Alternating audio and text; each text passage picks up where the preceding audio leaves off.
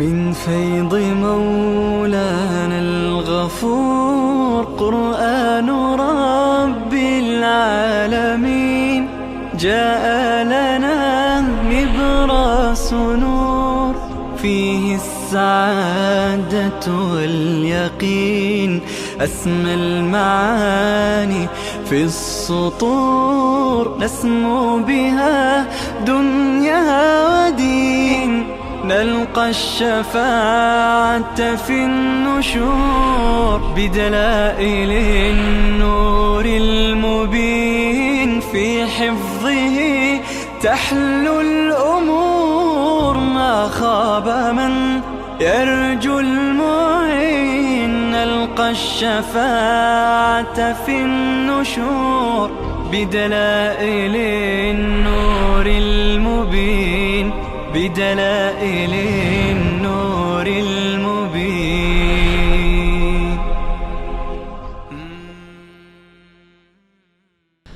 بسم الله الرحمن الرحيم. طه ما أنزلنا عليك القرآن لتشقى. سوره مبارکه طه هست. ما در سوره کهف و در سوره مریم بیشتر پاسخ شبهات و جواب اشکالات را خواندیم. اعتراضات و اشکالاتی که بود، شبهاتی که بود، پاسخ اونها را خواندیم، جواب اونها را خواندیم. الان در سوره کهف ببخشید در سوره طه می فرماید که بعد از اینکه شبهات پاسخ داده شد، اشکالات جواب داده شد، الان مسئله توحید را به همه برسانید، خوب تبلیغ بکنید، مصائب و مشکلاتی که می آید در این راه مردانه برداشت کنید، مثل مرد تحمل کنید، مثل موسی علیه السلام که در مقابل فرعون و قوم خودش همه مشقت ها را تحمل کرد به خاطر توحید. شما هم تحمل کنید. در سوره طه بیشتر تقریبا از اول تا نزدیک آخر جریان موسی هست و مشکلاتی که بر موسی آمد، سختی هایی که بر موسی آمد. بله، پس این سوره دو موضوع دارید، یکی تشجیع، یکی تحمل مشکلات.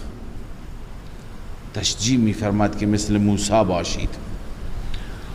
الله می فرماید طه ما انزلنا عليك القرآن لتشقى. طه از متشابهات است.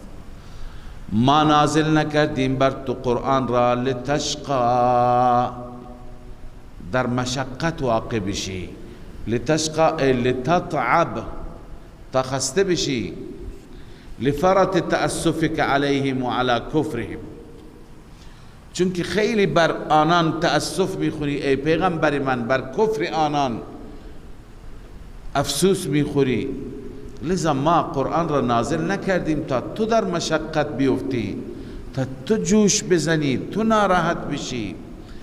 الا تذکرة لمن یخشی، مگر این قرآن تذکره ای هست، پند و موعظه ای هست برای کسی که بترسد.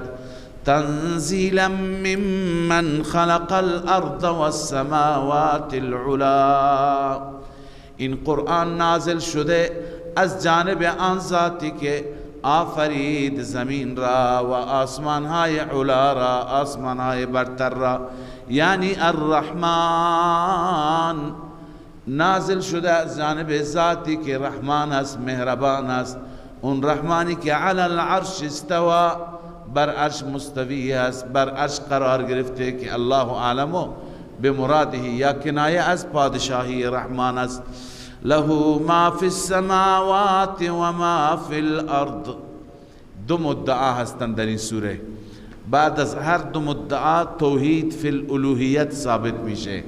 اول اینکه تمام تصرفات مال الله، دوم اینکه تمام علم هم در اختیار الله، پس تصرف و علم مال کسی که باشند معبود هم همون است.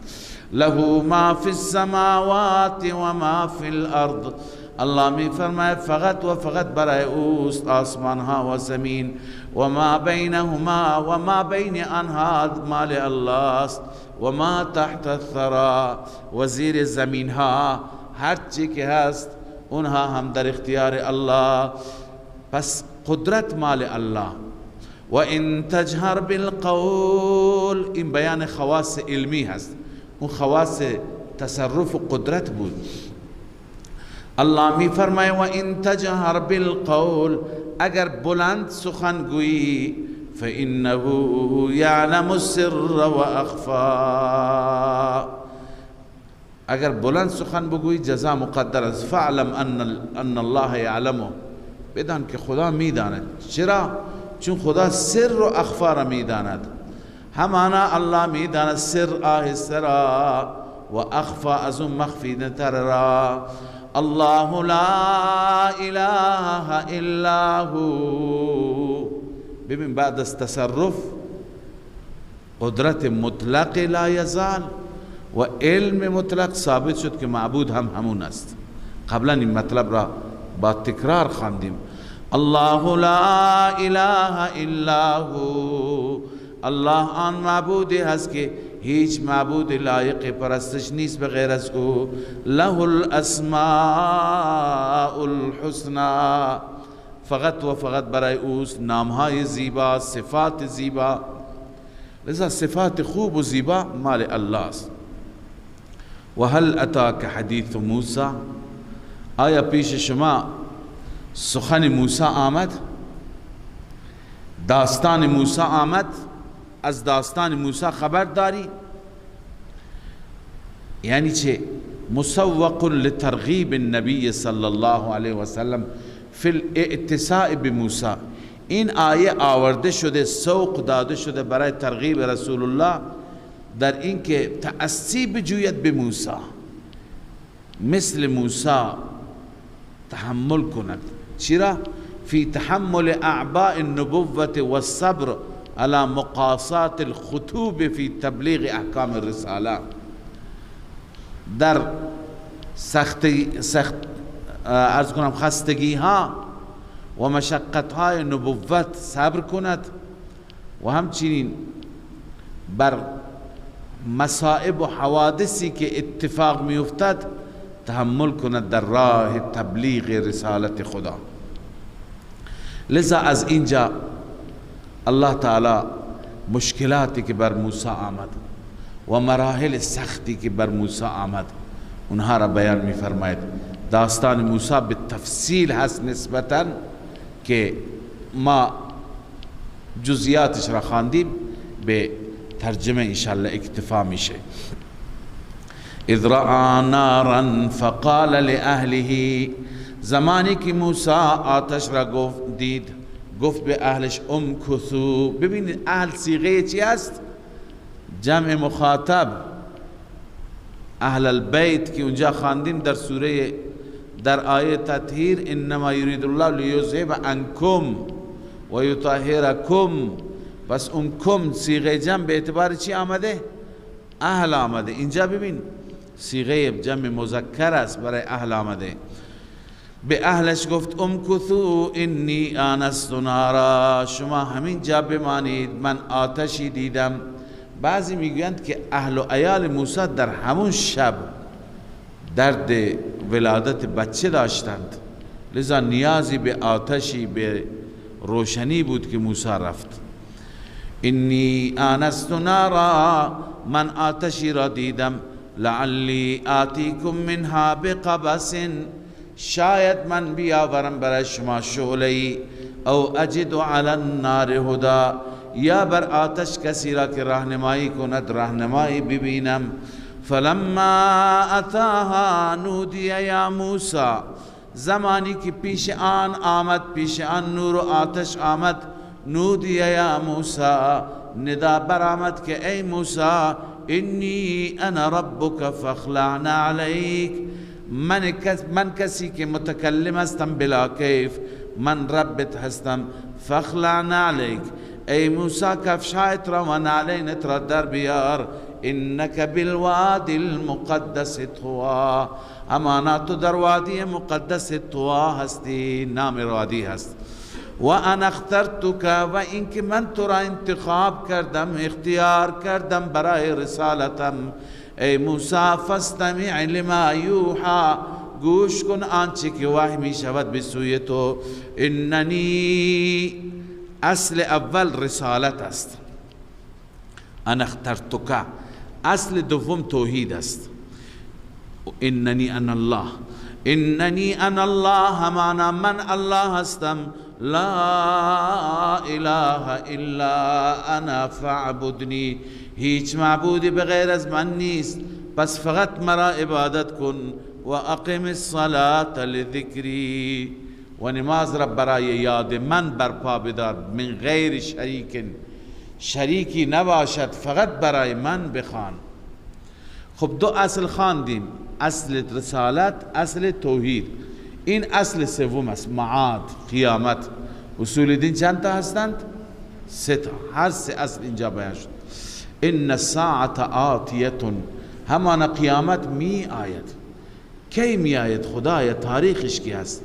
الله می فرماید تاریخش را نمی داند کسی، من نمی گویم، مخفی گذاشتم. اکاد اخفیها، نزدیک است که او را من مخفی کنم. مخفی کنم از کی؟ بعضی گفتم من جمیع الخلق، از همه مخلوقات. بعضی گفتن اکاد اخفیها ای من نفسی، حتی از خودم. به چه معنی خدا از خودش مخفی میکنن؟ ببین این یک اصطلاحی هست در زبان عربی.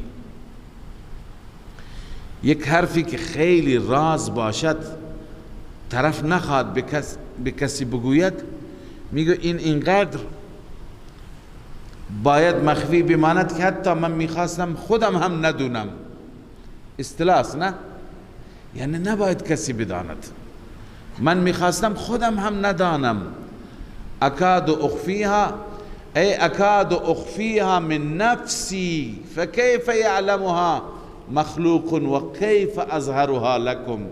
نزدیک بود من از خودم مخفی بکنم، پس چطور ممکن است که مخلوقی بداند که قیامت کی هست و چگونه برای شما ظاهر بکنم؟ تفسیر خازن. خب پس این ساعت آتیه، قیامت میاد، نزدیک بود من اون قیامت را از خودم هم مخفی کنم یا از جمیع خلق. تفسیر اول بود. خب غرض قیامت چیه؟ هدف اون روز چرا برپا میشه؟ الله می فرماید لتجزا کل نفس بما تسعى، تا پاداش داده بشه هر نفسی آنچه که سعی کرده. فلا یصدنک عنها من لا یؤمن بها، هرگز باز ندارد تو را از آن قیامت هر کسی که ایمان به آن ندارد. و اتبع هواه، آن کسی که پیرو هوا و خواهشات شده. فترداء فتهلک، هلاک شد، هر نابود شد. به دلیل چی؟ بی فکری، به دلیل انکار. خلاصه الله تعالی درباره قیامت هم به موسی گفت، هم رسالت، هم توحید، هم قیامت. فلا یصدنک و ما تلک بیمینک. الان بیان معجزات، بعد از اینکه رسالت به موسی رسید الان خداوند معجزات بهش میده. و ما تلک بیمینک یا موسی، در دستت چی است ای موسی؟ قال هی عصای، موسی میگه این عصای من هست.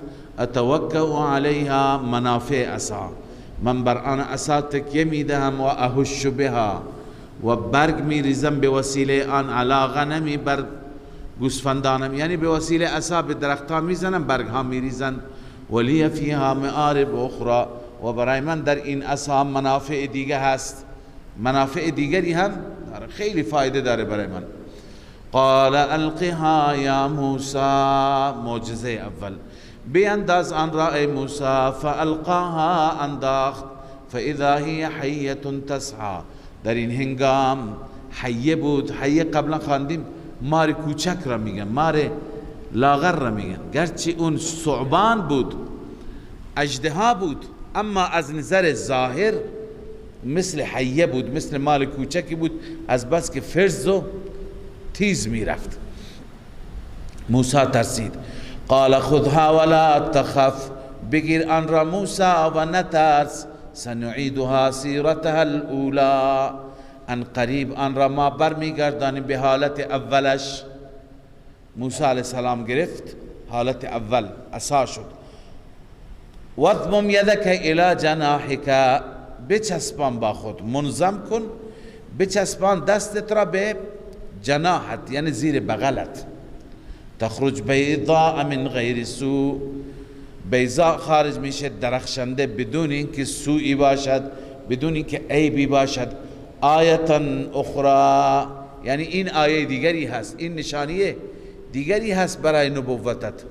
لنریک من آیاتنا الکبری، این آیات را بگیر تا نشان بدهیم به تو از آیات کبرای من. منظور از آیات کبرا چیه؟ هلاکت و غرق فرعونیان است و آیات دیگر و نشانات دیگر که بر فرعونیان عذابهای مختلف شما خواندید آمدن. اذهب الى فرعون انه طغى، برو به سوی فرعون، همانا اون طغیانگر است، اون سرکش است. در مقابل سرکشیش بیست دعوتش بده. موسی علیه السلام بعد از اینکه رسالت بهش رسید، مأموریت بهش رسید از طرف الله عزوجل، چند معروض ذکر کرد، 5 چیز خواست از الله عزوجل. معروض اول، قال رب اشرح لی صدری، بار الها شرح صدر به من عنایت کن، یعنی سینه ام را باز کن. و یسر لی امری، عرض دوم، امر من را برای من آسان کن، یعنی این رسالت کار سنگینی هست، خدای تو برای من آسان کن این مأموریت من را. سوم، واحلل عقدة من لسانی، گرهی که هست باز کن از زبانم. خواندیم که این لکنت و این گره برای چی بود؟ میگویند که وقتی که موسی علیه السلام طفل بود، کوچک بود و در خانه فرعون بود، آسیه مشغول بود با موسی. یه روز فرعون آمد، در همون ابتدا موسی را به بغل گرفت، به آغوش گرفت. موسی علیه السلام اونطور که طفل بود یک سیلی محکمی به فرعون زد و ریشش را کشید، چنان زد که فرعون احساس کرد این طفل با من مشکل داره. به آسیه گفت ببین این همون دشمن من است، زد تو چشمش و این باید اینو بکشم. آسیه داد و فریاد کرد، گفت این بچه ای هست که این فرق طلا و آتش را نمیداند، تو این بچه را میکشی؟ گفت آزمایش میکنم. چطور نمیداند؟ یک سینی به اصطلاح توش زیورالات گذاشت و یک سینی دیگه توش زغال گذاشت، آتش گذاشت، جلوی موسی گذاشت. موسی دستش را، تو تفسیرها اینطور نوشته، دستش را به طرف طلاها برد، اما جبرائیل امین دستش را برد به طرف اخگرها، آتشها، زغالها. یکی برداشت و دستش سوخت، زود تو دهن گذاشت، زبانش سوخت. از اونجا این عیب پیدا شد، لکنت. الان موسی علیه السلام از پروردگار میخواد اون لکنتش برطرف بشه. واحلل عقدة من لسانی، اون عقده و گریهی که به زبان من است، از زبان من بردار. یفقهوا قولی، تا که قول من و سخن من را بفهمند. این 3 تا معروض شد. معروض چهارم، واجعل لی وزیرا من اهلی، بار الها وزیری را، نائبی را از اهل من قرار بده. هارون اخی، یعنی هارون که برادر من است. اشدد بهی ازری، ببند به وسیله اون ازر من. ازری 2 معنا داره، یکی ازر به معنای قوت است، یعنی به وسیله اون مرا قوی بگردان، قوت من را محکمتر بکن. یکی ازر به معنی زهر است، پشت. اشتد بهی ازری ای زهری ای قو بهی زهری. قرطبی نوشته پشت من را قوی بکن به وسیله هارون، یعنی پشتی داشته باشم. چرا؟ ها و اشرکه فی امری، این معروض پنجم، نه تنها همراه بشه بلکه رسالت هم بهش بده، پیغمبر باشه، نبی بشه. بله. کی نسبحک کثیرا و نذکرک کثیرا، تا که ما 2 نفر باشیم به کثرت تو را تسبیح بگوییم، تو را یاد کنیم، و نذکرک کثیرا، تو را ذکر کنیم زیاد. گفتند که به وقت تبلیغ مراد است که یکی تبلیغ میکنه، یکی دیگه تسبیح میگوید، خدا را یاد میکند. در وسط تبلیغ، در میان رسالت، علامه آلوسی نوشته المراد ما یکون منها فی تضاعیف اداء الرسالات، مراد اون چیزی هست که در لابلای اداء رسالت ما انجام بدیم پروردگارا. و زمانی که ما متمردین و سرکشان را دعوت میکنیم با ذکر تو، با یاد تو، یکی اگر صحبت میکنه یکی دیگه یاد کند تو را. انک کنت بنا بصیرا، بار اله تو بما بینا هستی، تو از ما خبرداری. اجابت الهی 5 چیز خواست موسی، هر 5 تا اجابت شد. قال قد اوتیت سؤلک یا موسی، به تو داده شد سؤل تو، سؤال تو. اینجا مصدر سؤال به معنی مفعول است. ای مسئولک یا موسی، آنچه که سؤال کردی، آنچه که خواستی، خواسته ها داده شد ای موسی. ولقد مننا علیک مرة اخرى، ای موسی ما تنها در این نبوت دادم به تو احسان نکردیم، ما قبلا هم به تو احسان کردیم، بار دیگر. اون تشریح نعمت و تشریح منت اولی هست که اینو هم شما خواندید، این داستان را که موسی را خدا چطور نجات داد.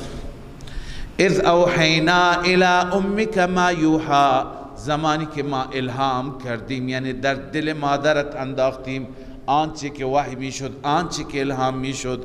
ان اقذفیه فی التابوت، اینکه بینداز قرار بده موسی را در تابوت، در صندوقچه.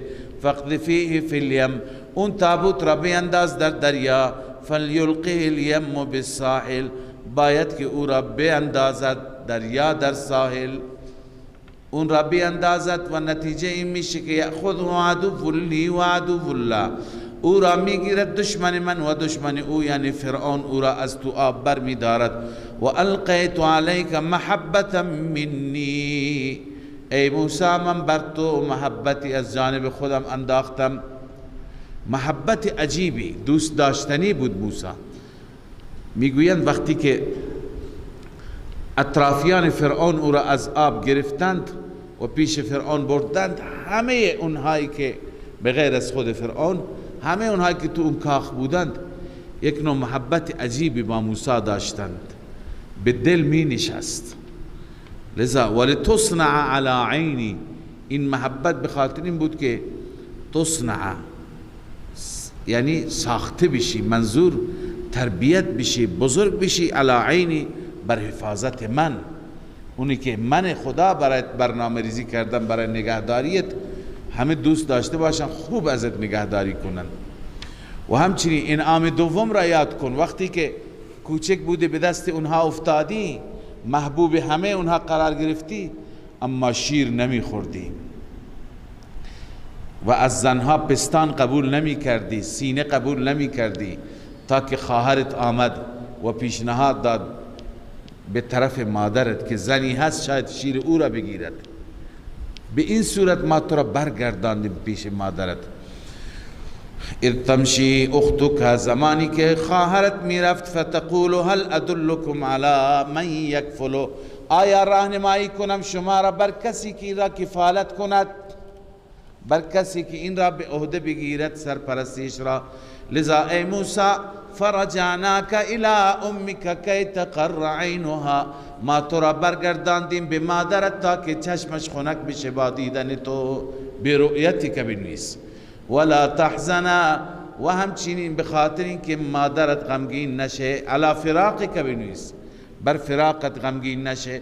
و قتلت نفسا، و ای موسی منت دیگر، احسان سوم، نعمت سوم، ای موسی کشتی نفسی را، انسانی را، فنجیناک من الغم، ما تو را از اون مصیبت، از اون غم نجات دادیم.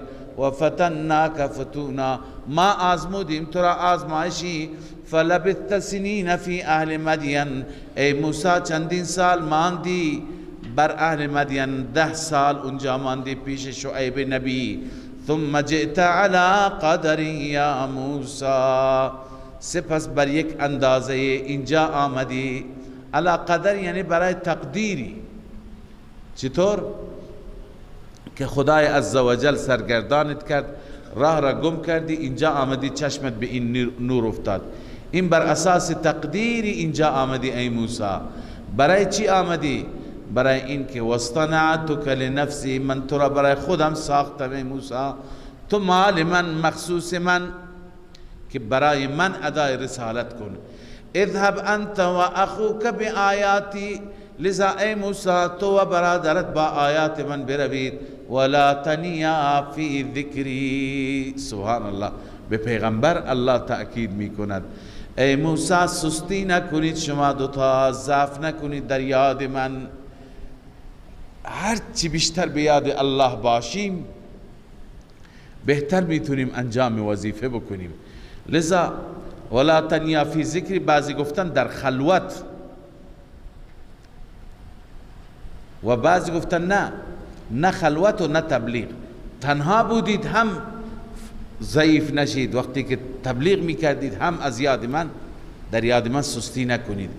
اذهبا الی فرعون انه طغى، بروید شما دوتا به سوی فرعون، همانا اون طغیان کرده، سرکشی کرده.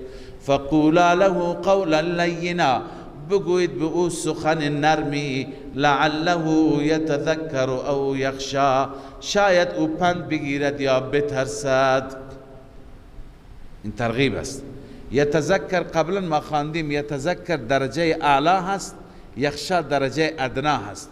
یکی اینه که شما تبلیغ میکنید، طرف میترسد، باز میآید از شرک، فقط دیگه شرک نمی کند، این یخشا هست، ادناترش.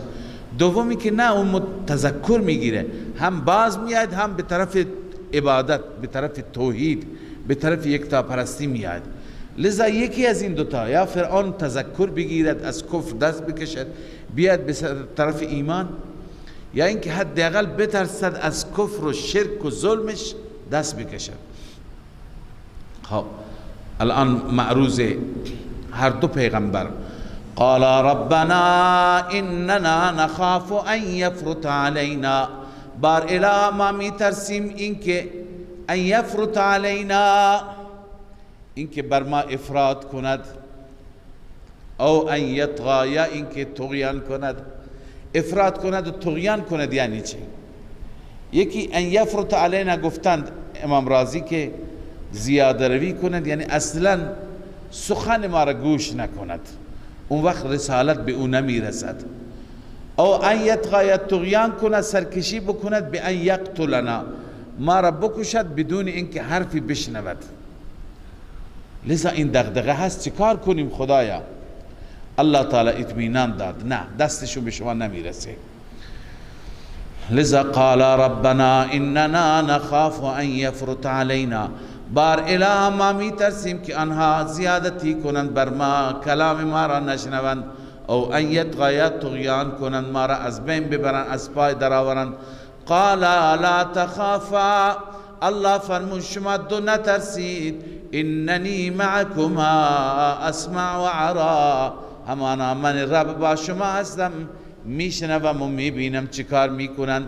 فاتیاه، بیایید پیش فرعون، فقولا، به او بگویید انا رسول ربک، همانا ما فرستاده ربت هستیم ما هر دو. فارسل معنا بنی اسرائیل، هم عقیدت را اصلاح کن، هم عملت را، این اصلاح عمل است. بفرست با ما بنی اسرائیل را آزاد کن تا برند به ملکشان. ولا تعذبهم آنان را این گونه شکنجه نده. قد جئناک بآیت من ربک ما آیه و نشانی آوردیم از جانب پروردگار. والسلام علی من اتبع الهدى این ترغیب است سلامتی بر اون انسانی که پیرو هدایت است. لذا ای فرعون بیا پیرو هدایت باش، بیا از خدا حرف شنوی داشته باش. انا قد اوحی الینا اون ترغیب بود. والسلام علی من اتبع الهدى این ترهیب است، ما تو را از عذاب خدا بیم میدیم. انا قد اوحی الینا همانا وحی شده بسوی ما ای فرعون ان العذاب علی من کذب و تولا این که همانا عذاب بر کسی هست که تکذیب کند آیات الهی را و پشت بدهد. وقتی که پیش فرعون آمدن فرعون میخواست اطمینان بیشتر پیدا بکنه، یعنی واقعا اینها را مرا به عنوان رب قبول نمی کنند. قال فمن ربكما یا موسی ای موسی رب شما دو نفر کی هست؟ قال ربنا الذي اعطى كل شيء رب ما تو نیستی آن ذاتی هست که اعطا کل شیء هر چیز را داده به بندگان خودش. خلقه به خلق خودش ثم هدا سپس مردم را راهنمایی کرده به وسیله انبیا به وسیله رسالت. خب فرعون از اینجا چیزی گیرش نیامد. قال فما بال القرون الاولى حال قرون گذشته چی هست؟ انسانهایی که قبلا مردند که شاید موسی بگه اونها همه در جهنمند، اون وقت به قومش بگه ببینیم پدران شما را چی میگه. اما موسی قال علمها عند ربی فی کتاب علم آنان نزد رب من هست در نامه اعمال، در نامه اعمالشان پیش خدا محفوظه. علم آنها نسبت به اونها یعنی من نمیدونم. لا یضل ربی ولا ینسى رب من چیزی را گم نمی کند و فراموش هم نمی کند. کدام رب؟ این ادخال الهی هست. الله تعالی رب را بیشتر توضیح میده. الذی جعل لكم الارض مهدا آن ربی که این زمین را برای شما گهواره قرار داد. و سلک لكم فیها سبلا و برد شما را در این خشکی در این زمین برای شما پیمود و برد راهایی. و انزل من السماء ماء راهایی در زمین پیدا کرد و از آسمان آب نازل کرد. یعنی اون ذاتی که همه این قدرت ها را دارد اون رب هست. فاخرجنا به ازواجا من نبات شتا اینجا التفات است. قبلا صیغه غائب بود، الان التفات از غائب به سوی چی؟ متکلم خوابید. التفات از غائب به متکلم. فاخرجنا ما بیرون کردیم به وسیله آن آب ازواجا من نبات شتا انواعی از نباتات مختلف برای شما انسان ها هم خودتون بخورید از این سبزیجات اونی که برای شما انسان هاست، هم چارپایانتان را بچرانید. کلوا ورعوا انعامکم بخورید و بچرانید انعام و چارپایانتان را. ان فی ذلک لآیات لأولی النهی همان در همه اینها آیات و نشانات هست، یکی نه آیات متعدد. اما لأولی النهی برای مستفیدین اونایی که استفاده میکنن. اولی النهی یعنی اولو الالباب برای اولی العقول صاحبان عقل صاحبان درک برای اونها آیات هست. منها خلقناکم و فیها نعیدکم و منها نخرجکم تارة اخرى از همین زمین ما شما را پیدا کردیم، از همین زمینی که الان سبزیجات را پیدا میکنیم و در همین زمین بعد از موت شما را ما اعاده میکنیم، دوباره شما تبدیل به خاک میشید. و منها نخرجکم تارة اخرى از همین زمین ما بیرون میکنیم شما را بار دیگر. علی ای حال در وسط جمله معترضه بود، تنویر الهی بود و ادخال الهی بود برای اینکه رب را توضیح داد. عند ربی الذی جعل لكم، تا اینجا بود. خب ادامه داستان موسی و فرعون، الله می فرماید ولقد اریناه آیاتنا کلها، ما فرعون را نشان دادیم همه آیاتمون را، اما این بدبخت بدنصیب فکذب و ابا، کذب تکذیب کرد معجزات را یا دلائل توحید را، چون هم معجزه موسی نشان داد هم دلائل توحید گفت، تکذیب کرد و ابا عن قبول الحق، انکار کرد. خب ما چی را بهش نشان دادیم؟ مختلف است اینجا اقوال علما. بعضی گفتن المعجزات الداله علی نبوت موسی، این که ما نشان دادیم معجزاتی که دلالت میکردن بر نبوت و پیامبری موسی. بعضی دیگه گفتن دومین قول حجج مراد هستند، دلائل. وقیل حجج لله، حجج الله الداله علی توحیده، حجت های الهی که دلالت بر توحید خدا میکنند. فکذب و ابا، تکذیب کرد و انکار کرد، ای لم یؤمن، ایمان نیاورد. و هذا يدل على انه کفر عنادا، این آیات دلالت میکنند بر اینکه فرعون کفر کرد از روی عناد و ضد، لانه رأى الآیات عیانا لا خبرا، آیات را با چشم دید، عیان دید، به صورت خبر نبود، ولی کفر کرد. الله می فرماید همه آیات را ما نشان دادیم، همه معجزات را نشان دادیم، تکذیب کرد و انکار کرد. تکذیب و انکار بماند موسی را متهم به جادوگری کرد. قال اجئتنا لتخرجنا من ارضنا بسحرك یا موسی، آیا آمدی تا که ما را بیرون کنی به وسیله جادویت از سرزمین ما؟ ای موسی، همین تعصب وطنی ایجاد کردن این شیوه هست، شیوه متمردان است. فلنأتینک بسحر مثله، حتما ما می آوریم جادوی مثل جادوی تو. فاجعل بیننا و بینک، قرار بده بین ما و بین خودت، موعدا، وعده میعادی که لا نخلفه، ما خلف اون وعده نکنیم، نحن ولا انت، نما و نتو، مکانا سوا، در یک میدان صافی، در یک میدان واضحی که همه مردم جمع بشن. موسی علیه السلام گفت قال موعدکم یوم الزینه، موعد شما، وعده شما روز جشن شماست، روز زینت و عید شماست. و ان یحشر الناس ضحا، و وعده من این است که مردم جمع بشوند به وقت ضحا، به وقت چاشت به اصطلاح ضحا. فتولى فرعون فجمع کیده ثم اتی، فرعون برگشت، فجمع کیده، جمع کرد تمام توطئه و مکرش را، ثم اتی، سپس اتی بالموعد، یعنی همه برنامه ریزی لازم را برای خودش کرد در اون موعد، در اون میدان که وعده کرده بود اونجا آمد. بله اونجا آمد برای مبارزه با جادوگران. قال لهم موسی ویلکم، موسی علیه السلام قبل از مبارزه تبلیغ کرد. سبحان الله، پیغمبر خیرخواه است، مخالفینش را هم نمیخواهد که به عناد بیفتند، اول اونها را تبلیغ کرد.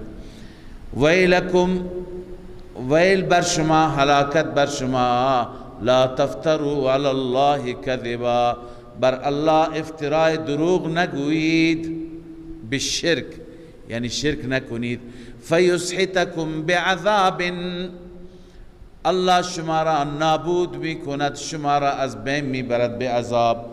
و قد خاب من افترا، همانا در خساره و در زیان افتاده اون انسانی که افترا بگوید به اعتبار نتیجه. فتنازعوا امرهم بینهم، الله می فرماید آنان در امر خودشان با هم درگیر شدند.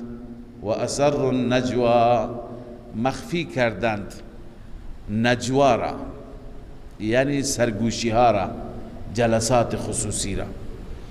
ببینید موسی علیه السلام وقتی که تبلیغ کرد اونها را، در همین زمان بعضی جادوگران متأثر شدند، با هم که نشستند یک گروه گفت که درگیر نشیم، مبارزه نکنیم، از آثار معلوم است که این جادوگر نیست، این پیغمبر خداست، برای ما مشکل میشه. اما بقیه ناراحت شدن، گفتن که نه ما درگیر میشیم، اینا جادوگرند و اونها را از فرعون ترسانیدند. گفتش فرعون شما را تکه تکه میکند اگه شما عقب نشینی بکنید. لذا معلوم میشه بعضی از جادوگران هم از این آیه هم از آیه بعدی که به فرعون میگه و ما اکرهتنا علیه من السحر، تو ما را مجبور کردی، معلوم میشه که بعضی از این جادوگران که آمدند و با موسی مبارزه کردند، این مبارزه اونها تحمیلی بود، دل بخواهی نبود، اونها علاقمند نبودند. لذا قبل از مبارزه فتنازعوا امرهم، بین خودشان نزاع کردند. و اسر النجوا، اون حرفای خصوصی را مخفی کردند که چی گفتن. لذا بقیه چی گفتن؟ قالوا ان هذان لساحران، گفتن اینها دو تا جادوگر هستند.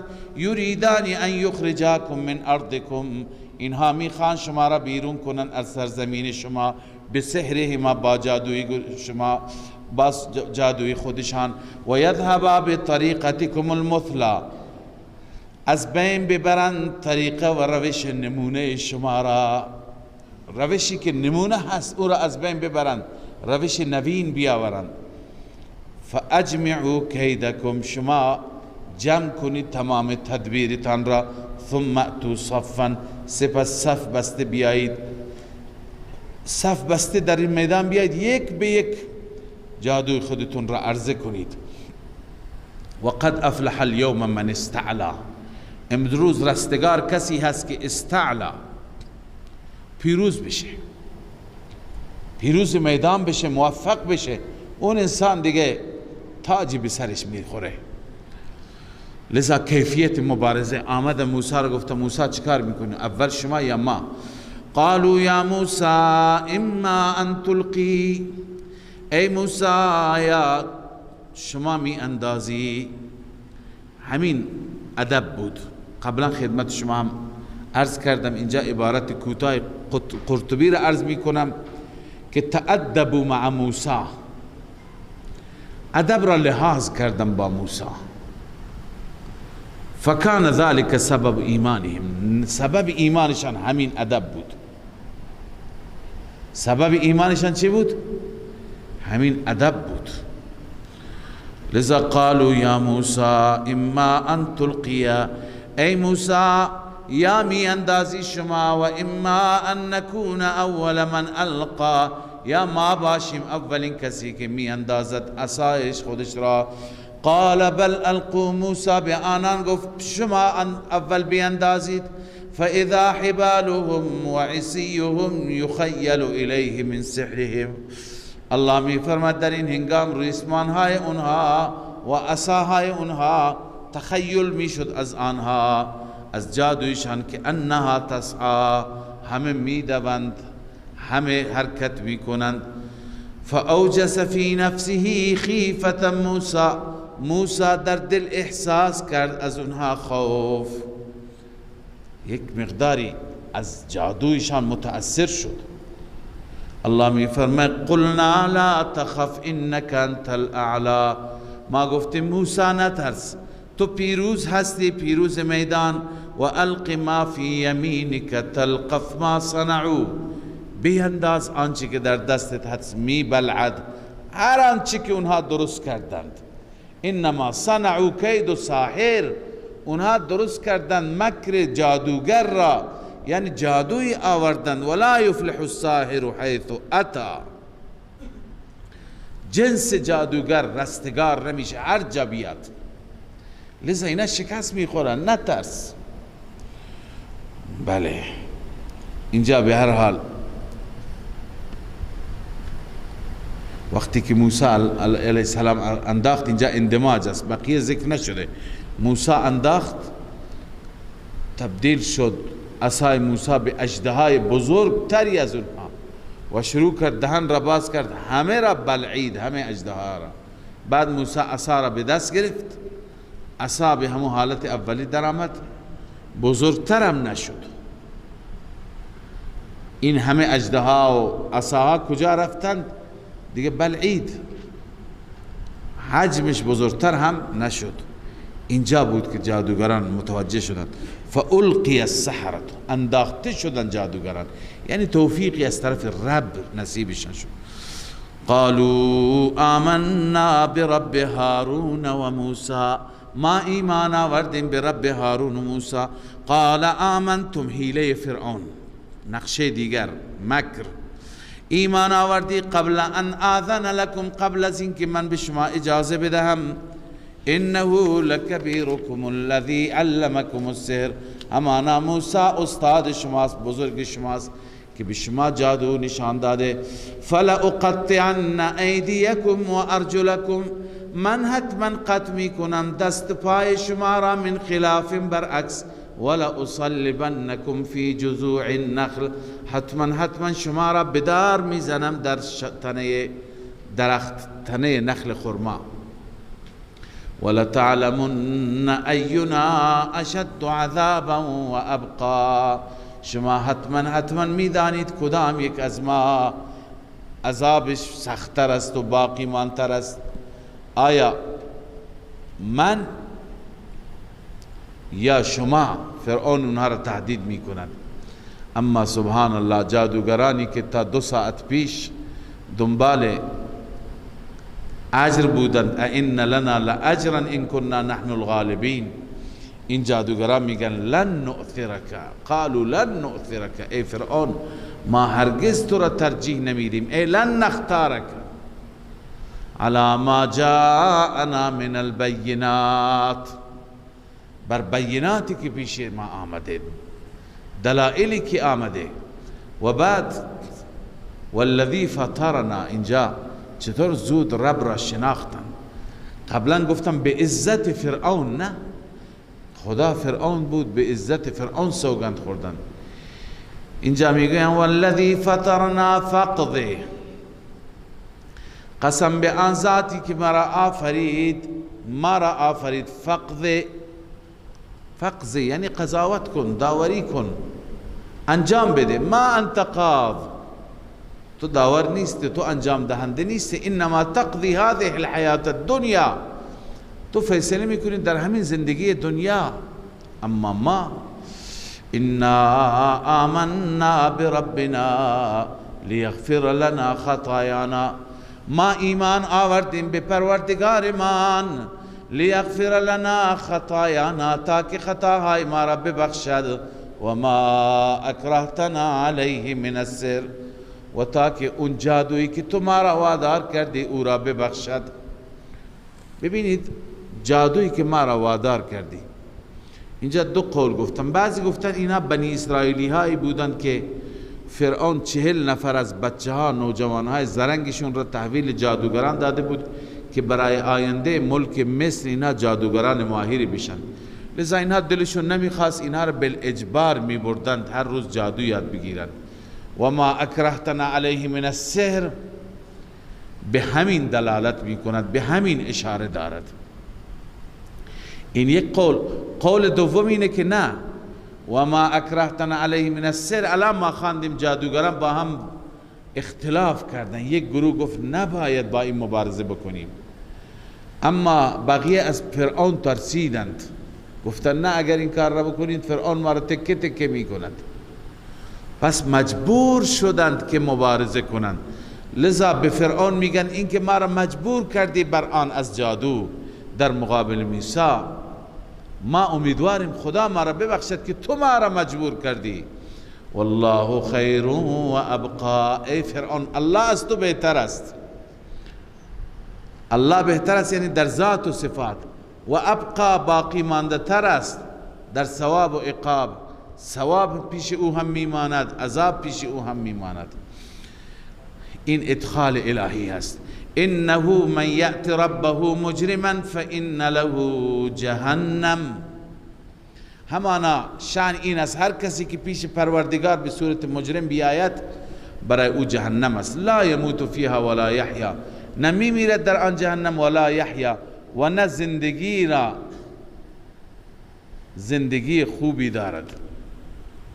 یحیا یعنی منظور چی است؟ حیات، حیاتی که درد بخور باشد، فقط شکنجه است. و من آیاتی و من یأته مؤمنا، هر کسی که به دربار الله با ایمان بیاد، تنها ایمانم کافی نیست، قد عمل الصالحات، در حالی که عمل صالح انجام داده، فاولئک لهم الدرجات العلی، برای این انسان ها درجات عالیه هست. اون درجات عالیه چیه؟ جنات عدن، جنات جاودانه، تجری من تحتها الانهار، از زیر درختان اون جنات نهرها جاری است، خالدین فیها، همیشه در آن جنات میمانند. و ذلک جزاء من تزکا، این پاداش کسی هست که تزکا، پاک بکند خودش را از شرک، از کفر، دور بکند خودش را از گناه و از معصیت. صدق الله.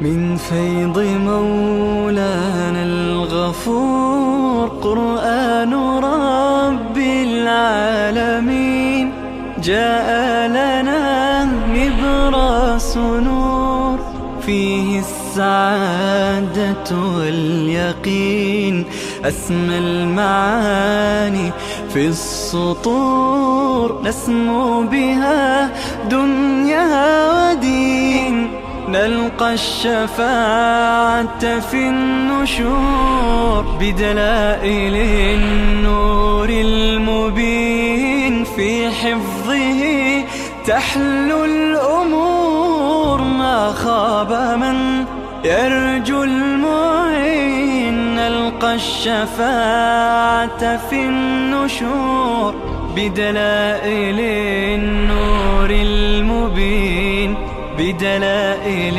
النور